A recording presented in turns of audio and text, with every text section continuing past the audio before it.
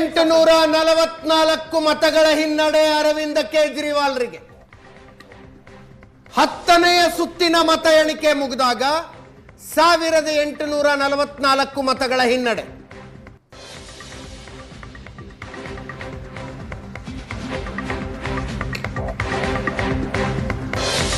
ದೆಹಲಿಯ ಮಾಜಿ ಮುಖ್ಯಮಂತ್ರಿ ಆಮ್ ಆದ್ಮಿ ಪಕ್ಷದ ಸುಪ್ರೀಂ ಲೀಡರ್ ಅರವಿಂದ ಕೇಜ್ರಿವಾಲ್ 10ನೆಯ ಸುತ್ತಿನಲ್ಲೂ ಹಿನ್ನಡೆ. 10 ಸುತ್ತುಗಳ ಪೈಕಿ 2 ಸುತ್ತಿನಲ್ಲಿ ಮುನ್ನಡೆಗೆ ಬಂದಿದ್ರು.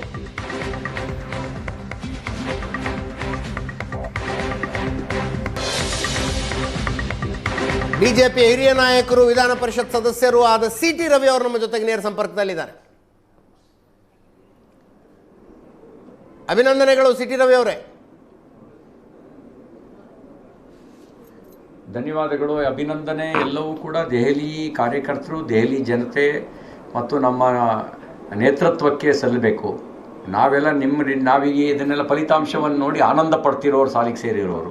ಎಸ್, ಏನು ಕಾರಣ ಆಯಿತು ಅನ್ಸುತ್ತೆ ಈ ಗೆಲುವಿಗೆ?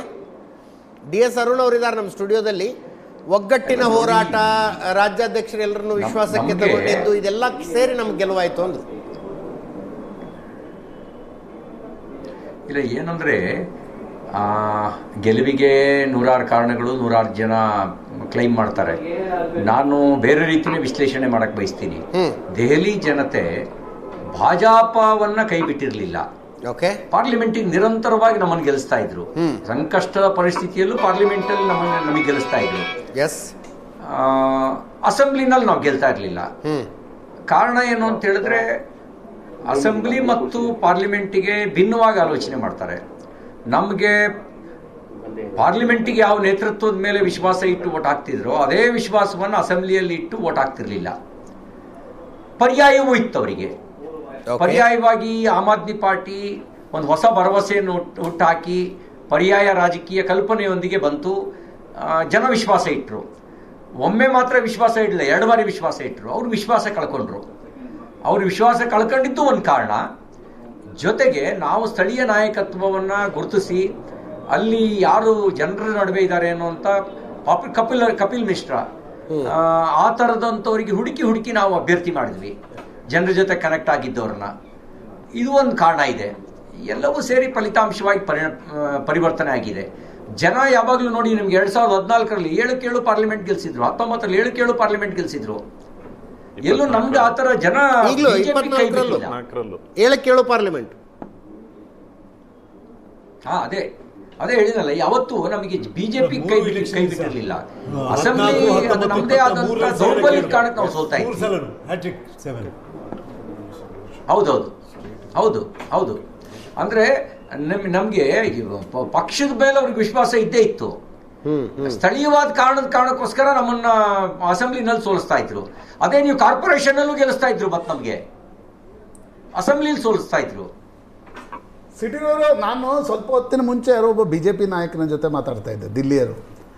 ಅವ್ರು ಹೇಳಿದ 2 ವಿಶ್ಲೇಷಣೆ ಅಂದರೆ, ಒಂದು, MCD ಚುನಾವಣೆಯನ್ನು BJP ಸೋತಿದ್ದು ನಮಗೆ ಭಾಳ ದೊಡ್ಡ ಲಾಭ ಆಯಿತು. ಯಾಕಂದರೆ MCD ಸೋತ ನಂತರ ಕಾರ್ಪೊರೇಷನ್ನಲ್ಲೇನೋ ಒಂದು ಆ್ಯಂಟಿ ಇನ್ಕಂಬನ್ಸಿ ಇರುತ್ತೆ.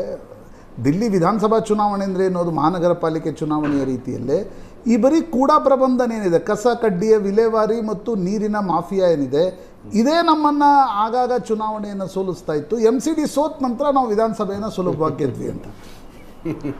2ನೇ ವಿಶ್ಲೇಷಣೆ ಅವ್ರು ಹೇಳಿದರು, 15-20ರಲ್ಲಿ ನಮ್ಗೆ ಗೆಲ್ಲಕ್ಕೆ ಸಾಧ್ಯ ಆಗದೆ ಇದ್ದದ್ದು ಇವತ್ತ್ಯಾಕೆ ಸಾಧ್ಯ ಆಗ್ತಿದೆ ಅಂದರೆ, ಮೇ ಬಿ ಅರವಿಂದ್ ಕೇಜ್ರಿವಾಲ್ ಜೈಲಿಗೆ ಹೋಗಿದ್ದು, ಸಿಸೋಡಿಯಾ ಜೈಲಿಗೆ ಹೋಗಿದ್ದು, ಸತ್ಯೇಂದ್ರ ಜೈನ್ ಜೈಲಿನಲ್ಲಿ ಹೋಗಿ ಕುಳಿತಿದ್ದು, 1 ವರ್ಷ 2 ವರ್ಷ ಏನೊಂದು ಗ್ಯಾಪ್ ಅರವಿಂದ್ ಕೇಜ್ರಿವಾಲ್ಗೂ ಮತ್ತು ಆಮ್ ಆದ್ಮಿ ಪಕ್ಷದ ಕ್ಯಾಡರ್ಗಾಯಿತು.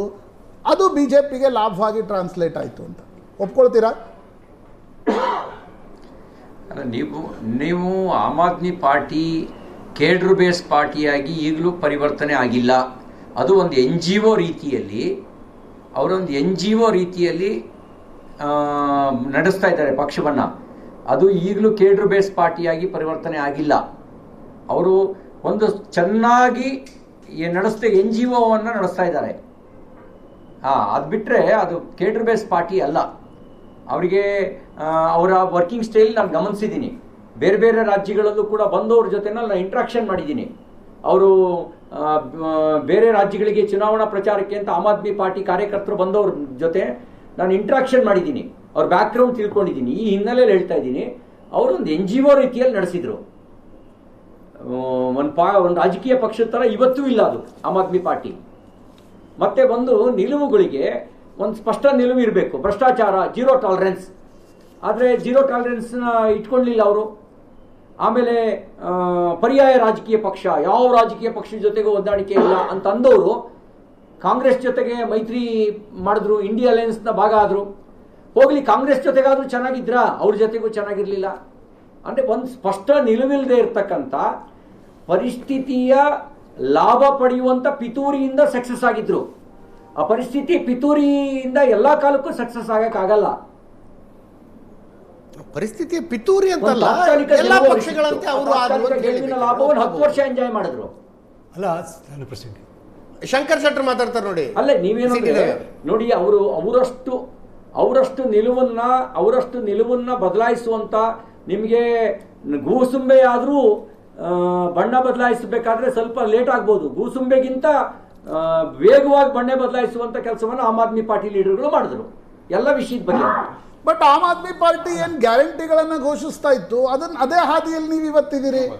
ನೀವು ಅವಾಗ ಹೇಳ್ತಾ ಇದ್ರಿ ಇಲ್ಲ ಗ್ಯಾರಂಟಿಗಳು ದೇಶಕ್ಕೆ ಒಳ್ಳೇದಲ್ಲ, ಆರ್ಥಿಕತೆಗೆ ಒಳ್ಳೇದಲ್ಲ. ಇವತ್ತು ನೀವು ಹರಿಯಾಣ, ಮಹಾರಾಷ್ಟ್ರ ಮತ್ತು ದಿಲ್ಲಿಯಲ್ಲಿ ಹೇಗೆ ಗೆಲ್ತಾ ಇದ್ದೀರಿ? ಕೇಜ್ರಿವಾಲ್ರ ಹಾದಿ ಹಿಡಿದಿದ್ದೀರಿ ನೀವು.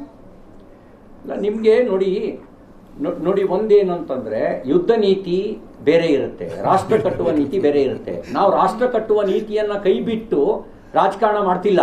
ರಾಷ್ಟ್ರ ಕಟ್ಟುವ ನೀತಿಯ ಜೊತೆಗೆ ಎದುರಾಳಿಯನ್ನು ಮಣಿಸ್ಲಿಕ್ಕೆ ಬೇಕಾದಂತ ಯುದ್ಧ ನೀತಿಯನ್ನು ಅನುಸರಿಸಿದ್ದೀವಿ. ಯುದ್ಧ ನೀತಿಯ ಉದ್ದೇಶ ರಾಷ್ಟ್ರ ಕಟ್ಟೋದಿಕ್ಕೆ. ನೀವು ಅಂತಿಮವಾಗಿ ಗೆದ್ರ ಸೋತ್ರ ಅಂತ ಅಷ್ಟೇ ನೋಡ್ತೀರಿ, ಹೆಂಗ್ ಗೆದ್ರಿ ಅಂತ ಬಹಳ ಜನ ತಲೆ ಕೆಡಿಸ್ಕೊಳ್ಳಲ್ಲ. ಅಲ್ಲ, ನೀವು ಯುದ್ಧ ನೀತಿಯ ದೃಷ್ಟಿಯಿಂದ ಮೋದಿಯವರನ್ನು ಸೋಲಿಸೋದಕ್ಕೆ ಕಾಂಗ್ರೆಸ್ ಜೊತೆಗೆ ಆಮ್ ಆದ್ಮಿ ಪಕ್ಷ ಕೈ ಜೋಡಿಸಿದ್ರೆ ತಪ್ಪು ಅಂತೀರಿ. ಯುದ್ಧ ನೀತಿಯ ದೃಷ್ಟಿಯಿಂದ ಕಾಂಗ್ರೆಸ್ ಮಣಿಸೋದಕ್ಕೆ ನಾವು ಆ ಗ್ಯಾರಂಟಿ ಯೋಜನೆಗಳನ್ನು ಕೊಡ್ತೀವಿ ಅನ್ನೋದು ಕರೆಕ್ಟ್ ಅಂತೀರಿ. ರವಿ ಸಿಟಿ ಅವರೇ, ಶಂಕರ್ ಶೆಟ್ಟಿ ಮಾತಾಡೋದು. ನೀವು ನೋಡಿ, ಗ್ಯಾರಂಟಿಯ ಕಾರಣಕ್ಕೆ ಒಂದಷ್ಟು ಜನ ವೋಟ್ ಹಾಕ್ತಾರೆ ಅಂತ ಯೋಚನೆ ಮಾಡಿದಾಗ ನಾವು ಮೂಲ ಸೌಕರ್ಯಗಳನ್ನ ಕಡೆಗಣಿಸಿ ಗ್ಯಾರಂಟಿ ಕೊಡಲಿಲ್ಲ. 100 ಲಕ್ಷ ಕೋಟಿ ರೂಪಾಯಿಗಳನ್ನು ಗತಿಶಕ್ತಿ ಯೋಜನೆ ಖರ್ಚು ಮಾಡ್ತಾ ಇದ್ದೀವಿ.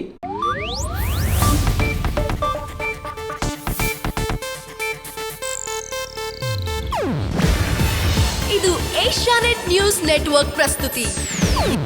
ನೀವು ನೋಡ್ತಿದ್ದೀರಾ ಏಷ್ಯಾನೆಟ್ ಸುವರ್ಣ ನ್ಯೂಸ್.